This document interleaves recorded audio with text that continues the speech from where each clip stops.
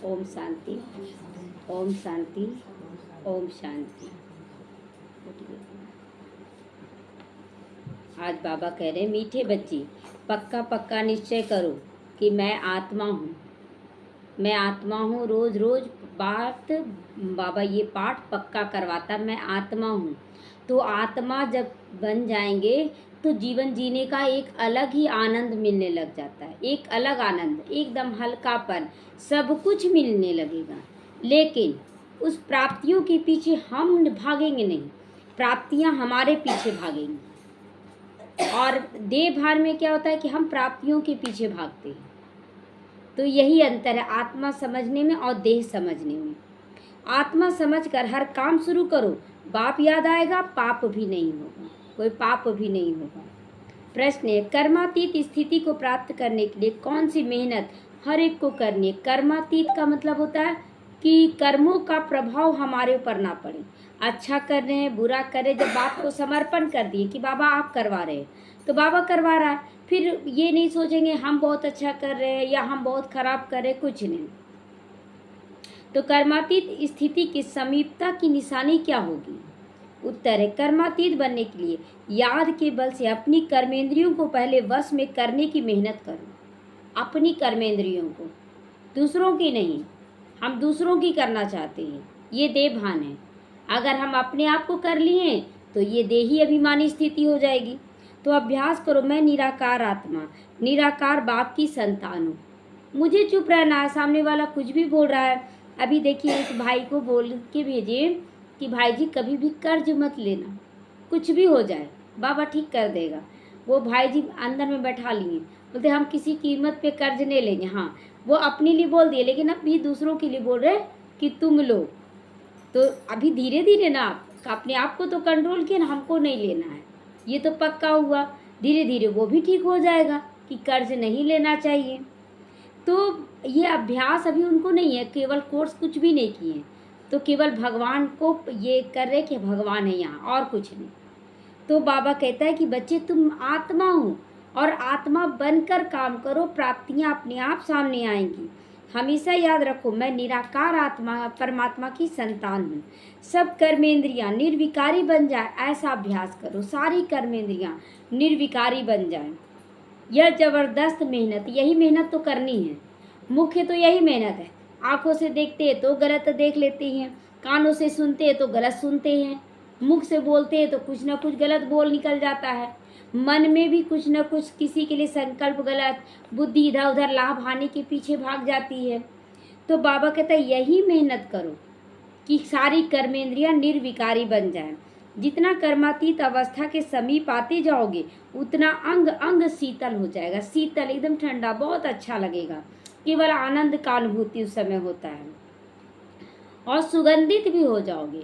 सुगंधित का मतलब खुशबू नहीं निकलेगा, गुणों का खुशबू फैलेगा कि आप बहुत अच्छा कर रहे हैं, आप बहुत अच्छा करें, ये गुणों का खुशबू फैलेगा। उनसे विकारी बांस निकल जाएगी, विकारी बांस नहीं, निर्विकारी खुशबू फैलेगी। अतीन्द्रिय सुख का तो अनुभव होता रहेगा। अतीन्द्रिय सुख, दुनिया वाले क्या जाने क्या मिलता है भगवान से, वो तो बाहरी प्राप्तियों के पीछे भाग रहे हैं।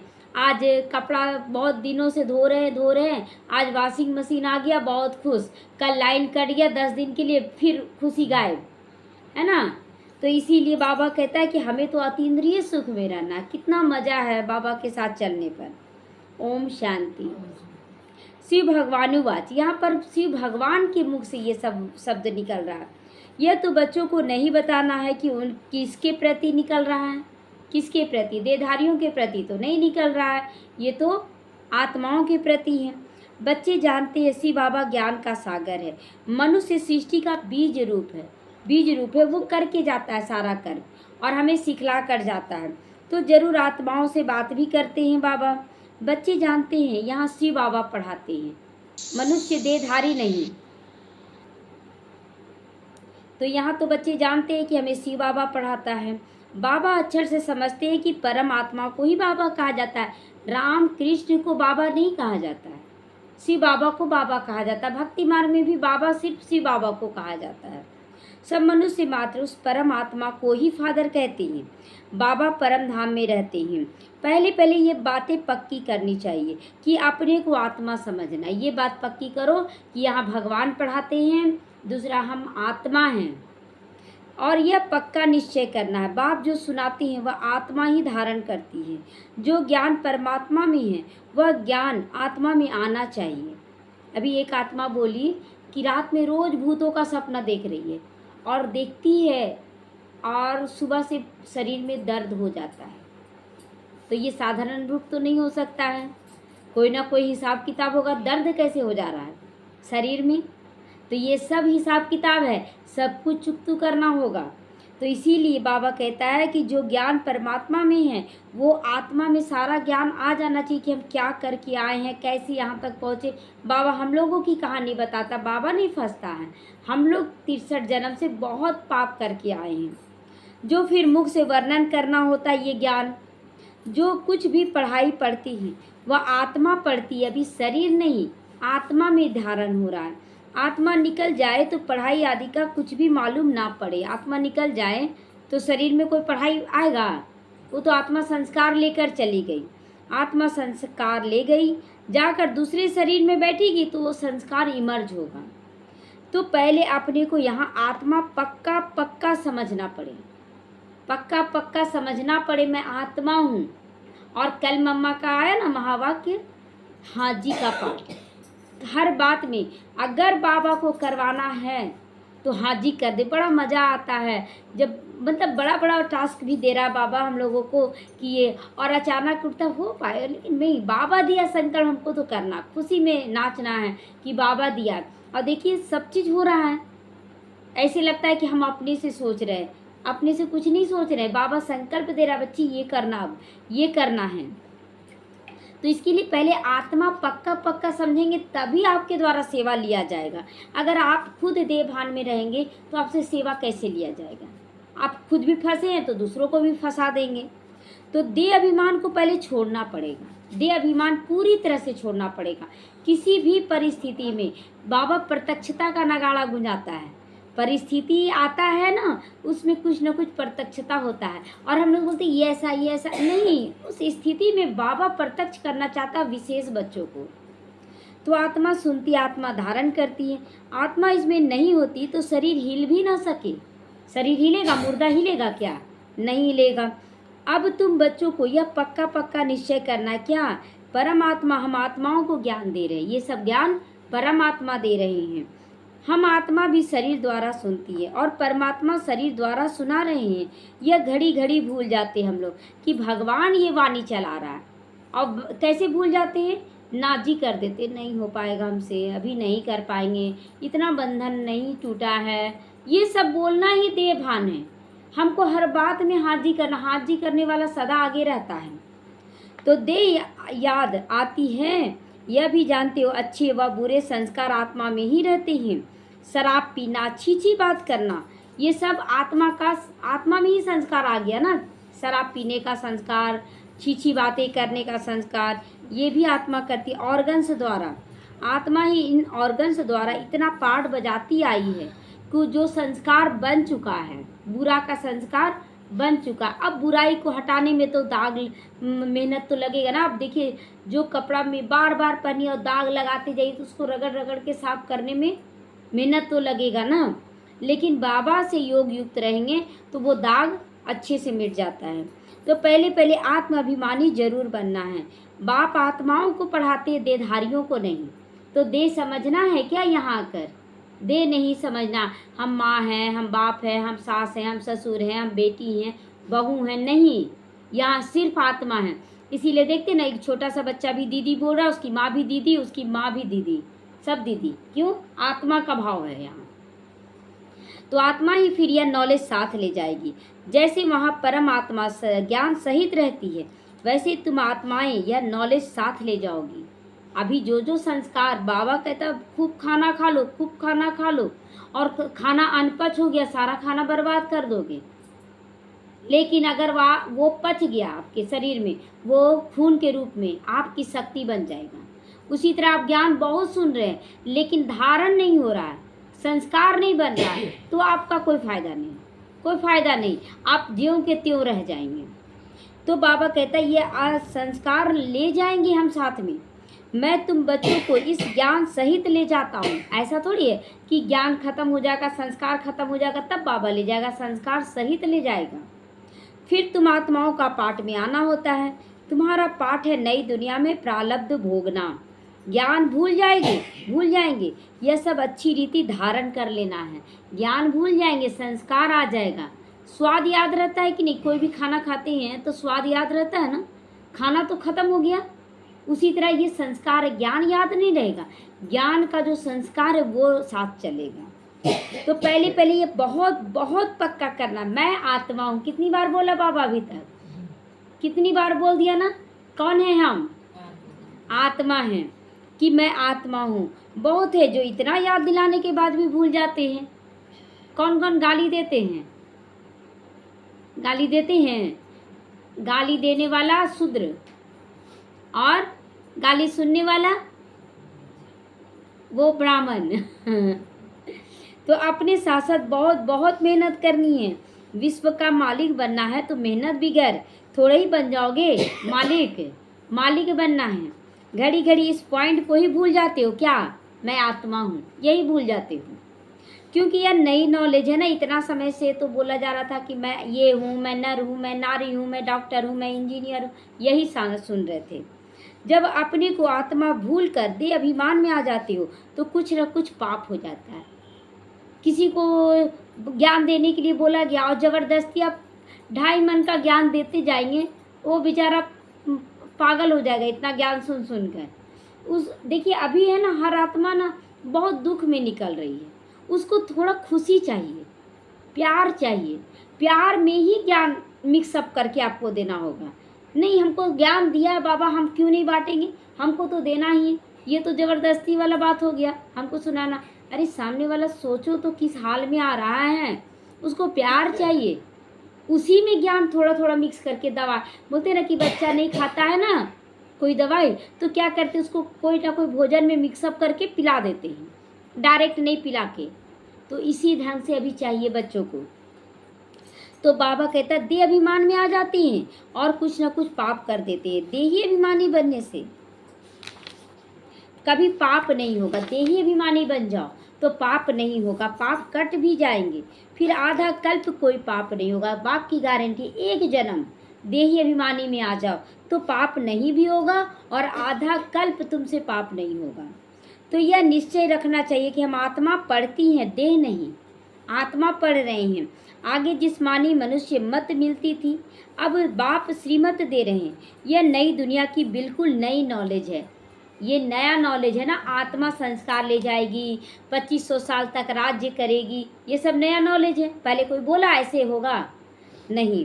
तो तुम सब नए बन जाओगे, इसमें मूंझने की बात नहीं। भगवान ये कह रहा है कि हम नए बन जाएंगे। अभी देखिए, चेहरा देखते हैं तो चेहरा थोड़ी देवी देवता जैसा लगता है। कितना भी आप तैयार हो जाएं, फिर तैयार होने से क्या फ़ायदा? आप तैयार हो जाए फिर भी बोलेंगे ये कमी है, ये कमी है।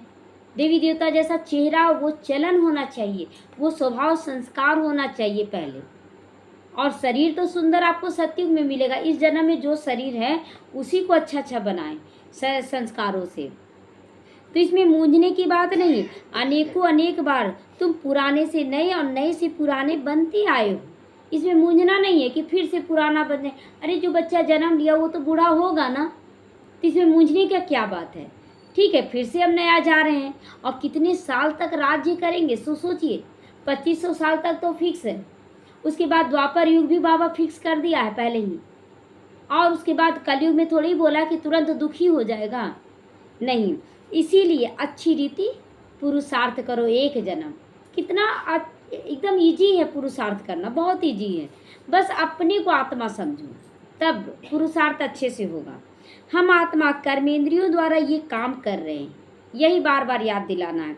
ऑफिस आदि में भी अपने को आत्मा समझकर कर्मेंद्रियों से काम करते रहोगे, सिखलाने वाला बाप याद जरूर आ जाएगा। कहीं भी रहेंगे बाप याद आ जाएगा। आत्मा ही बाप को याद करती है। भल आगे भी कहते थे कि हम भगवान को याद करता हूँ, लेकिन भगवान को पहचानते कहाँ थे? कौन है भगवान? राम भी भगवान, कृष्ण भी भगवान, दुर्गा काली सब भगवान। इतने सारे माँ बाप होते हैं क्या? माँ बाप तो एक ही होता है ना। हाँ, भिखारियों के लिए सब माँ जी बाप जी बन जाते हैं, है ना, भिखारियों के लिए। तो सबको माँ जी बाप जी बनाने वाला भिखारी बनना है कि एक को माँ बाप बनाना है? एक को माँ बाप बनाना है तो आज से भिखारी पना बंद। यहाँ उसको सबको नहीं, परंतु अपने को साकार समझकर निराकार को याद करते थे। साकार समझते थे और निराकार को याद करते थे। तो अपने को निराकार समझकर निराकार को याद कभी नहीं करते थे भक्ति मार्ग में, कि मैं आत्मा हूँ, परमात्मा को याद कर रहा हूँ, ऐसा कभी नहीं कोई बताया। देह समझ रहे हैं और शिव बाबा को याद कर रहे हैं। अभी तुमको अपने को निराकार आत्मा समझकर निराकार बाप को याद करना है, तो शक्ति पावरफुल मिलेगी। जैसे कि पलक में करंट आ रहा है, लेकिन अगर तार छील कर नहीं लगाएंगे, करंट तो दौड़ेगा नहीं? दौड़ेगा। इधर से भी छीलना पड़ेगा रबड़ को, उसी तरह देह भान को हटाना पड़ेगा, तब जाके हमारे अंदर करंट आएगा। तो यह बड़ी विचार सागर मंथन करने की बात है कि कैसे हम आत्मा समझें। भल कोई लिखते हैं हम 2 घंटा में याद में बैठ जाते हैं, कोई फायदा नहीं। आप 4 घंटा बैठ जाएं, अगर स्थिति कहाँ सुधर रहा है। आप 4 घंटा बैठे, किसी दिन अगर दिन भर आपको टाइम नहीं मिला, पूरा डिस्टर्ब, आज तो टाइम ही नहीं मिला, आज तो टाइम ही नहीं मिला बैठने का। लेकिन वो स्थिति हम लोगों का नहीं होना चाहिए। सत्युग में स्थिति क्या होगा? निरंतर आत्मिक स्थिति होगा वहाँ। तो यहाँ भी चलते फिरते नाचते गाते खाते पीते आत्मा समझना है। तो कोई कहते हम सदैव शिव बाबा को याद करते हैं, परंतु सदैव कोई याद कर ही नहीं सकता है। ये बाप की वाणी है कि कभी कोई याद नहीं कर सकता। बोलते 24 घंटे हम याद करते हैं, आप 1 घंटा भी अच्छे से याद नहीं कर सकते। अभी बाबा बाबा किए और 5 मिनट में मन भाग गया, इधर उधर भागता है ना। तो अगर याद करता तो पहले से ही कर्मातीत अवस्था हो जाए, इतना मेहनत क्यों करना पड़े। कर्मातीत अवस्था तो जबरदस्त मेहनत से होती है, ऐसी नहीं आसानी से हो जाता है कर्मातीत अवस्था। इसमें सब विकारी कर्मेंद्रियां वश में हो जाती हैं। सत्युग में सब कर्मेंद्रियां निर्विकारी बन जाती हैं, अंग अंग सुगंधित होता है। बोलते ना कि कमल हस्त, कमल मुख, कमल नयन देवी देवताओं के लिए बोलते हैं। मतलब सारी कर्मेंद्रियां कमल फूल के समान रहती हैं, न्यारा प्यारा। अभी बासी छीछी अंग हो गया, सबका अंग छीछी हो गया। गुस्सा करते हैं तो अपना चेहरा याद रखिएगा। जब भी आप गुस्सा करेंगे अपना चेहरा याद रखेंगे तो लगेगा, तुरंत ठीक करने का कोशिश करेंगे कि नहीं ऐसा चेहरा नहीं बनाना, बाबा फोटो खींच रहा है। तो सत्युग की तो बहुत प्यारी महिमा होती है, उसको कहा जाता है हेवन, नई दुनिया बैकुंठ। वहाँ के फीचर्स ताज आदि यहाँ पर कोई बना भी नहीं सकता। वहाँ का जो फीचर्स है, कितना भी सुंदर मूर्ति बना ले, लेकिन वहाँ का जो चेहरा होगा ना, वो चेहरा यहाँ बना ही नहीं सकता है, वो ताकत ही नहीं लोगों में। और वहाँ जो ताज भी बनेगा ना, वो ताज यहाँ नहीं बना सकता। कितना हीरा मोती जड़ ले, लेकिन वो ताज यहाँ नहीं हो सकता है।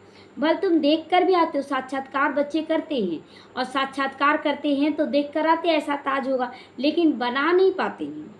परंतु यहाँ वो बना ना सके, वहाँ तो नेचुरल शोभा होती है। तो अब तुम बच्चों को याद से ही पावन बनना है। याद की यात्रा बहुत बहुत करनी है, बाबा को बहुत अच्छे से याद करना। इसमें बड़ी मेहनत चाहिए, दिन भर याद करने की मेहनत चाहिए। कहीं भी आप रहे बाबा को याद कर ले, पाप तो नहीं होगा ना। याद करते करते कर्मातीत अवस्था को पा लेंगे तो सब कर्मेंद्रियां स्वतः शीतल हो जाएंगी। सारी कर्मेंद्रियां शीतल होने लगेगी, मन बुद्धि। और शीतलता का निशानी हल्कापन होगा, आप बहुत हल्का महसूस करेंगे। अंग अंग बहुत सुगंधित हो जाए, बदबू नहीं आएगी। फिर पूज्य स्वरूप इसी को नाम है कि आपका अंग अंग केवल पवित्रता से भरपूर होगा तो आप पूज्य स्वरूप बन जाएंगे अभी से ही। अभी तो सारी कर्मेंद्रियों में बदबू है, सारी कर्मेंद्रियों में बदबू है। यह शरीर कोई काम का नहीं, तुम्हारी आत्मा अभी पवित्र बन रही है। शरीर तो बन ना सके, आत्मा भी पवित्र बन रही है। वह तो तब बनोगे जब नया शरीर मिलेगा। अभी शरीर वही है, लेकिन आत्मा जैसे जैसे पवित्र बनती है तो उसकी ताकत पूरी कर्मेंद्रियों में जाती है। अंग अंग में सुगंध हो, यह महिमा देवताओं की है, अभी ये शरीर में नहीं है। तुम बच्चों को बहुत बहुत खुशी होनी चाहिए। बाप आया है तो खुशी का पारा चढ़ा रहना चाहिए, बहुत खुशी होना चाहिए कि हम क्या से क्या बन रहे हैं। तो बाबा कहता है बहुत खुशी होना चाहिए, अभी भी खुशी बहुत है कि बाबा जो कुछ भी बोल रहा है और हाँ जी करते जाए ना तो कितना आसानी से बाबा सब कुछ करवा देता है, जो कि लोग समझते हैं कि ये तो हो ही नहीं सकता है, और वो काम बाबा करवा रहा है, बहुत इजीली करवा रहा, कोई मेहनत नहीं। तो खुशी में रहना चाहिए ना कि भगवान मेरा साथी, मेरा सहयोगी बना है। तो मेहनत से इसीलिए देवी देवताओं को दिखाते हैं ना कि वो संकल्प किए और हो गया, संकल्प किए हो गया, वो चीज़ दिख रहा है, अभी संकल्प से सिद्धि हो रहा है। तो बाप कहते हैं पहले मुझे याद करो और विक्रम विनाश करो, तभी ये स्थिति बनेगा। गीता के अक्षर कितने क्लियर हैं। बाबा ने कहा भी है मेरे जो भक्त हैं, जो गीता पाठी होंगे, वह श्री कृष्ण के पुजारी जरूर होंगे। तब बाबा कहते देवताओं के पुजारियों को जाकर ये ज्ञान सुनाओ। मनुष्य शिव की पूजा करते हैं और फिर कह देते हैं वो सर्वव्यापी है। सर्वव्यापी कहने से गाली पड़ जाता है। ग्लानि करते हुए भी मंदिरों में रोज जाते क्यों जाते हो? जब सर्वव्यापी है तो मंदिर में जाने की क्या जरूरत है? रास्ता चलते उसको कोई भी पत्थर उठा के पूज दो, भगवान है ना, तो पूजने का मन करेगा रास्ता चलते कोई भी पत्थर को? नहीं। तो फिर सर्वव्यापी क्यों कहना? वो विशेष है, वो जगह पे रहता है और हम सब जगह बोल देते हैं। तो शिव के मंदिरों में ढेर के ढेर जाती है, बहुत ऊंची ऊंची सीढ़ी चढ़कर भी जाते हैं ऊपर में। शिव का मंदिर ऊपर बनाया जाता है। शिव बाबा भी आकर के सीढ़ी बताते हैं ना, सीढ़ी बताते हैं ना ऊपर चढ़ने का। कैसे हम कलयुग में आ गए, कलयुग से द्वापर, द्वापर से त्रेता, त्रेता से सतयुग चढ़ा रहे हैं ना सीढ़ी। उनका ऊंचा नाम ऊंचा ठाव है, वो नाम भी ऊंचा शिव और रहने का स्थान परम धाम है। तो कितना ऊपर जाते हैं, बद्रीनाथ, अमरनाथ, वहाँ शिव के मंदिर हैं। ऊंचा चढ़ाने वाला तो उसका मंदिर भी ऊंचा बना देते हैं। वो ऊंचा बनाने वाला देवी देवता बना देता है तो उसका मंदिर भी ऊंचा हम लोग फिर बनाते हैं। यहाँ गुरु शिखर का मंदिर भी ऊंची पहाड़ी पर बनाया हुआ है। ऊंचा बाप बैठ तुमको पढ़ाते हैं। अभी दुनिया में और कोई नहीं इस बात को जानता कि भगवान हमें कैसे पढ़ा रहा है। शिव बाबा आकर पढ़ाती हैं, वह तो सर्वव्यापी कह देती ही। अभी तुम्हारे सामने एम ऑब्जेक्ट खड़ी है, हमारा लक्ष्य क्या है? लक्ष्मी नारायण ही बनना है, दूसरा कुछ भी नहीं सिवाय बाप के। और कौन कहेगा ये तुम्हारा लक्ष्य है? कोई भी कहेगा कि लक्ष्य यही है? भल सत्यनारायण में बोलते थे नर ऐसी करनी करे नारायण बने, नारी ऐसी करनी करे कि लक्ष्मी बने, लेकिन बने तो नहीं कोई बना। लड़ाई झगड़ा हर पति पत्नी में हो रहा है। आज हम लोगों को नहीं करना है। लक्ष्मी नारायण कभी लड़ेंगे क्या? नहीं। तो यह बाप ही तुम बच्चों को ये सब बताते ही। तुम कथा भी सत्यनारायण की सुनते हो, वह तो जो पास्ट हो जाता उसकी कथाएं बना देते हैं। आगे आगे क्या हुआ, आगे क्या हुआ था ये कथा बनाते। जैसे हमारी कहानी बीत गई, उसका एक कहानी बना दिया गया कथा के रूप में। आगे हम क्या करें वो कोई नहीं बताया। जिसको कहानी कहा जाता जो बीता हुआ कल है, इति सो बीती आस मतलब कहानी, इतिहास बताते रहते हैं। यह ऊंचे से ऊंचा बाप बड़े से बड़ी कहानी सुनाते हैं ना। सतयुग से लेकर कलयुग तक का कहानी बाबा सुना देते हैं। यह कहानी तुमको बहुत ऊंचा बनाने वाला है। जब हम अपने को जान जाएंगे कि हम कौन हैं तो बनने का पुरुषार्थ तो करेंगे ना कि हम जब करोड़पति हैं तो फिर उसी बाप की संतान चलो बन जाती हैं। तो यह सदैव याद रखना चाहिए कि हम कौन, मेरा कौन, मैं कौन और मेरा कौन। बहुतों को सुनानी भी है ये कहानी कि मैं कौन मेरा कौन। कहानी सुनाने के लिए तुम प्रदर्शनी म्यूजियम बनाती हो। 5000 वर्ष पहले भारत ही था जिसमें देवताएं राज्य करते थे।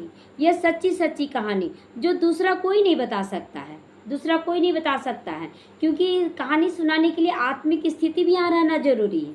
जब आत्मिक स्थिति में रहेंगे तो सामने वाले को टचिंग भी होगा। तो यह रियल कहानी है जो चैतन्य वृक्षपति बाप बैठ समझाते हैं, जिससे तुम देवता बन जाते हो। इसमें पवित्रता ही मुख्य है, मुख्य है पवित्रता। पवित्र नहीं बनोगे तो धारणा भी नहीं होगी। बिना पवित्रता के धारणा नहीं होगी। आप गंदगी में सने हुए हैं और उसके बाद श्रृंगार करें, अच्छे अच्छे कपड़े पहने, पूरा कीचड़ से लथपथ हैं, और आप नया साड़ी पहन ले, नया जेवर पहन ले, शोभा देगा? तो आपको पहले नहाना होगा ना, पूरा साफ होना होगा। उसके बाद आप जो श्रृंगार साज पहनेंगे तब उसकी सुंदरता खिल जाएगी। तो यहाँ पवित्रता है स्नान, तो स्नान कर लें, पवित्रता में आ जाए, धारणा करें, आपका श्रृंगार सजने लगेगा। शेरनी के दूध के लिए सोने का बर्तन चाहिए ना, तभी धारणा हो सके। बाबा कहता है ये जो बाबा का धारणा है, इसको धारण करने के लिए हमें शेरनी बनना पड़ेगा। शेरनी तो जंगल में एक ही शेरनी होता है, 1000 नहीं होता है, और भेड़ गिदर 1000 होता है। हमें अकेले चलने का ताकत रखना है कि कोई भी परिस्थिति में हम पार कर सकें। तो यह कान बर्तन मिसल है, यह सोने का बर्तन होना चाहिए। फालतू बात सुनने के लिए कान ना हो, महावाक्य सुने। तो अभी पत्थर का है, सोने का तब बने जब धारणा हो सके। सोने का जब कान बन जाएगा ना, कुछ भी बुरा नहीं सुनेंगे तो ये धारण करेंगे। बड़ा अटेंशन से सुनना है बाबा के महावाक्यों को और धारण करना है। कहानी तो इजी है, सुना दी है, जो गीता में लिखी है। वह कहानियाँ सुनाकर कमाई करते हैं, राम ऐसे किए, लक्ष्मण ऐसे हुआ, वो ऐसे कमाई करते हैं, उसमें कमाई है। लेकिन देखिए आज कितने शास्त्रवादी हैं जो पुराना बीता हुआ केवल राम ऐसे करके गए, कृष्ण ऐसे करके गए, कहानियों पे कहानी सुनाते रहते हैं। सुनने वालों से उन्हों की बहुत कमाई होती है। कितना लोग दान पुण्य करते जाते हैं, सुनते हैं अथादा, क्यों? क्योंकि वहाँ धारणा नहीं, मनोरंजन होता है। और यहाँ पर क्या है कि बाबा बच्चों को धारण करवाएगा, आपको धारण करवाएगा, क्योंकि लायक बनाना है बाबा को। तो यहाँ तो सुनने वालों से उन्हों को कमाई होती है। तुम्हारी यहाँ तुम्हारी भी कमाई है। हमारी कमाई क्या है? स्थूल नहीं है, हमारी कमाई सूक्ष्म है, दुआओं की कमाई है। दोनों कमाई चलती रहती है, दोनों व्यापार है। वो भी व्यापार, यहाँ भी व्यापार। उनका व्यापार अल्पकाल के लिए और यहाँ का व्यापार हमारा पूरे कल्प के लिए, 5000 साल के लिए। पढ़ाते भी हैं, कहते मन मना भाव पवित्र बनो। बाबा पढ़ाते भी हैं और बोलते मन मना भाव, मन को परमात्मा की याद में लगा दो। ऐसे कोई कह नहीं सकता है कि मन मना भाव होकर रहो, कि मन में ही संकल्प करो कि तुमको ये करना, वो पूरा हो जाएगा। ऐसा कोई आज तक बोला? आज हो रहा है। तो कोई भी मनुष्य यहाँ पवित्र हो ही नहीं सकता, क्योंकि भ्रष्टाचार की पैदाइश है। तो उसे आकर्षण वही चीज़ करेगी ना जिस चीज़ में वो पैदा लेगा। जैसे कोई बिजनेसमैन का बेटा है तो बिजनेस उसको आकर्षित करेगा, जो सर्विस वाले हैं वो सर्विस में जाएगा। तो इस तरह से बाबा कहते हैं ये भ्रष्टाचार का पैदाइश है, तो भ्रष्टाचार की ओर आकर्षित होती हैं। रावण राज्य कलयुग अंत तक चलना है।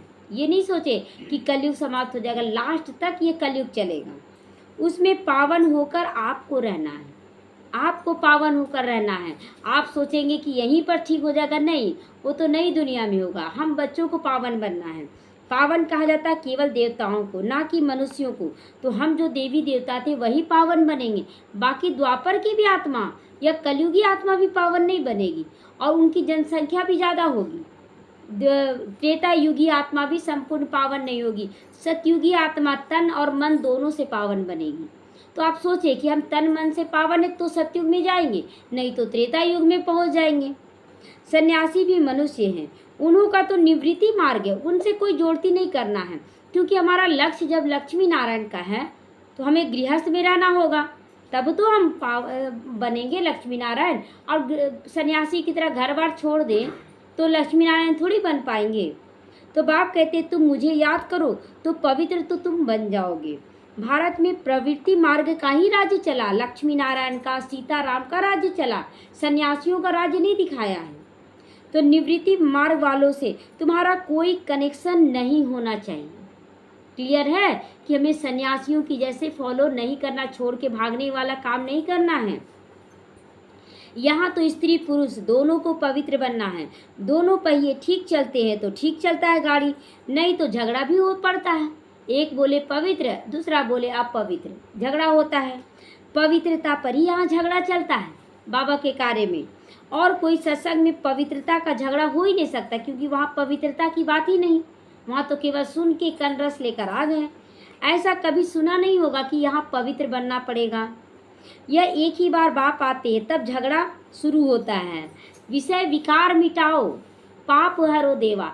विषय विकार तो गाते आए हैं, लेकिन कोई बोला कि विकार क्या चीज़ है, विषय क्या चीज़ है। शरीर को देखें, विषय पैदा हो गया विकारों का। विषय क्या हुआ? शरीर। और देखकर विकार पैदा हो गया। देखिए घर किसी का सुंदर, विषय है घर, और विकार पैदा हो गया लोभ कि हमें भी इतना कमाना है कि ऐसा घर बना लेना। क्या मिल जाएगा? क्या आप कुटिया में रहेंगे तो क्या अच्छा नहीं है? दिखावा लोग करते हैं। वो इतना बड़ा पार्टी किया ना, अब हम उससे भी ज़्यादा पार्टी करके दिखाएंगे। दिखावा, मात्र दिखावा। हम साधारण करेंगे तो क्या नहीं कर सकते हैं? एकदम कर सकते हैं। साधु संत आदि कभी कहते हैं क्या अबलाओं पे अत्याचार होंगे? ये कोई बोला? ये अबलाएं कौन है जिस पे अत्याचार हो रहा है? वो अबलाएं हैं जो दूसरों पर अत्याचार करके आए हैं। हम लोग इस जन्म में अबला इसलिए बने ना, क्योंकि हम लोग पहले पुरुष बनकर बहुत अत्याचार किए नारियों पर। आज नारी बनाकर बाबा दिखा रहा है कि देखो क्या बीतता है नारियों के ऊपर। तो इसीलिए हम लोग अबला बने। अबला ऐसे ही नहीं बने हैं। तो यहाँ दोष किसका है? हम आत्माओं का। यहाँ आत्माओं का पाठ चल रहा है। यहाँ बच्चियाँ पुकारती हैं, बाबा हमको बचाओ। बाबा भी पूछते नग्न तो नहीं होती हो? नग्न नहीं होना बाबा को अच्छा नहीं लगता है, क्योंकि काम महाशत्रु एकदम गिर पड़ते हैं। इस काम विकार ने सबको नॉर्थ बर्थ नॉट ए पेनी बना दिया, कौड़ी मिसल बना दिया। क्या वैल्यू रह गया? क्या वैल्यू रह गया? कुछ नहीं। बाप कहते 63 जन्म तुम वैश्यालय में रहती हो, अभी तुम पावन बनकर शिवालय में चलना है। देखो तुम्हारा वैल्यू कैसे उठाते हैं। आज वैल्यू उठ रहा ना। कल तक जो घर के अंदर बंद थी, बस एक पति पत्नी बच्चा, उसमें भी थोड़ा बहुत झगड़ा चलता रहता था। आज देखिए बाबा पावन बनाकर कितना बेहद मिला रहा है। तो यह एक जन्म बच्चे पवित्र बनो, एक जन्म पवित्र बनना है। शिव बाबा को याद करो, शिवालय स्वर्ग में ले जाऊंगा, बाप की गारंटी है।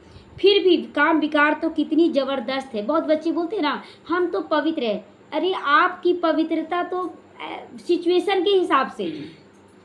अगर आप दूसरों को पवित्र नहीं बना रहे हैं तो कोई अपने बच्चों को, अपने परिवार वालों को विकार में डाल रहे हैं और फिर बोलते हम तो पवित्र है, तो आप तो महापाप करें। आपका सिचुएशन आपको पवित्र बनाया है, बाकी और कोई पवित्रता नहीं है।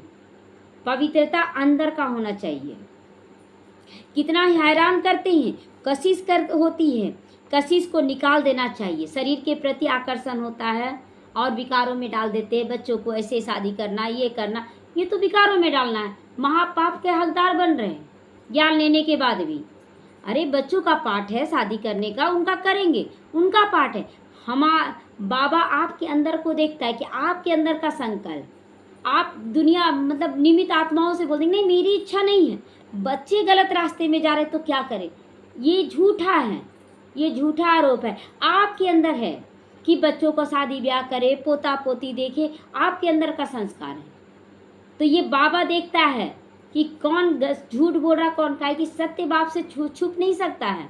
वो सारा कुछ क्लियर कर देगा टीवी दिखाकर। आपके अंदर के संकल्पों को भी एकदम बड़ा साउंड दे देगा, साउंड बॉक्स लगा देगा, देखो क्या क्या तुम सोच रहा है। तो जबकि वापस जाना है तो पवित्र तो जरूर बनना है। टीचर कोई बैठा थोड़ी रहेगा, पढ़ाई थोड़ा समय चलेगी। बाप बता देते पहले से बाबा बता दे रहे जो पाप तुम कर रहे हो। हमारा यह रथ है ना, रथ की आयु कहेंगे ना, रथ की आयु कहेंगे। बाप कहते हम तो सदैव अमर है। रथ की आयु क्या थी? बाबा 36 साल चलाया ब्रह्मा बाबा के तन में, शरीर छूट गया, लेकिन बाबा तो अमर है ना। फिर दादी गुलजार के तन में आया, फिर दादी गुलजार का भी शरीर छूट गया, लेकिन क्या पाठ बंद हो गया शिव बाबा का? वो अमरनाथ है। हमारा नाम है अमरनाथ। पुनर्जन्म मैं नहीं लेता हूँ, इसीलिए अमरनाथ कहा जाता हूँ। तुमको आधा कल्प के लिए अमर बना देता हूँ। आधा कल्प सत्युग त्रेता हम अमर ही रहते हैं। फिर भी तुम पुनर्जन्म लेते हो लेकिन अमर रहते हो, वहाँ मृत्यु नहीं होता है। तो अब तुम बच्चों को जाना है कहाँ? ऊपर जाना है, परम धाम जाना है, बैकुंठ जाना है। मुंह उस तरफ कर लो। किस तरफ करना है मुंह? बैकुंठ की तरफ। और पैर यहाँ हैं तो टांगे इस तरफ हो करनी है, इस तरफ हो। मुंह क्यों फिराना चाहिए? कलयुग की तरफ मुंह क्यों कर देते हो बार बार? कहते हैं बाबा भूल हो गई, मुंह इस तरफ हो गया तो गोया उल्टे बन जाते हो। तुम बाप को भूल दे अभिमान में बनते हो तो उल्टा बन जाते हो, फिर दुखी होते हो, फिर कहते हो कि बाबा ये दुख आ रहा। आप खुद पाप किए, अब पाप करके दुखाया तो बाप सब कुछ बतलाते हैं। बाप से अब कुछ मांगना नहीं है, ताकत दो, शक्ति दो। पाप करने से बचो, शक्ति अपने आप आ जाएगी।